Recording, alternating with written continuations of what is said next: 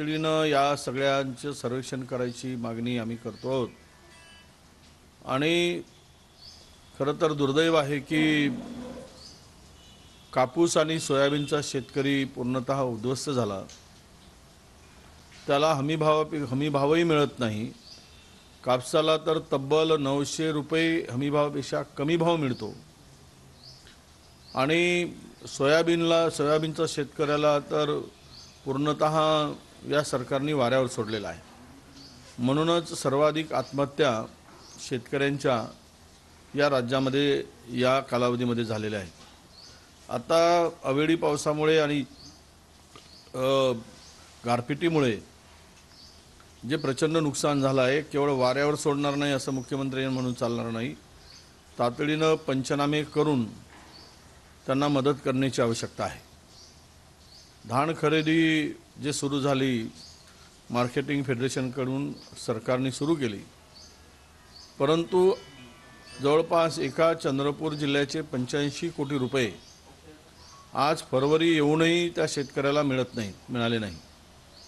दुसरं पीक धानाचं डबल पीक घेतात, त्यांना आता पैसे नाहीत। आम्ही वारंवार मागणी करतो, तिकडे सरकारचं लक्ष नाही। कांदा उत्पादक शेतकऱ्यांना बोनसच्या नावाखाली अद्यापही बोनस नाही। धान उत्पादक शेतकऱ्यांना मदत घोषित केली डिसेंबरमध्ये, फरवरी आला, अजूनही त्यांच्या खात्यात पैसे जमा झाले नाहीत। पंतप्रधान शेतकरी प्रोत्साहनचे ते पैसे झाले नाहीत। तर एक चाललं काय, पैसा जातो कुठे आहे या तिजोरीतला?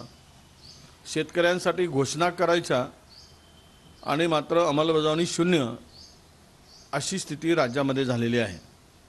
आता सरकारच वाऱ्यावर आहे तर शेतकऱ्याला वाऱ्यावर का सोडणार नाही अशी परिस्थिती आहे। म्हणूनच तातडीनं पंचनामे करा आणि शेतकऱ्याला भरीव मदत आता लवकरात लवकर झाली पाहिजे। जुनी जे काही मदत आहे घोषित केलेली ती पण तातडीनं द्या आणि धान उत्पादकांचे चुकारे जे आहेत, पैसे थकलेले आहेत, ज्यांनी धान विक्री केला आहे मार्केटिंग फेडरेशनला, त्यांचेही पैसे त्वरित सरकारने द्यावे।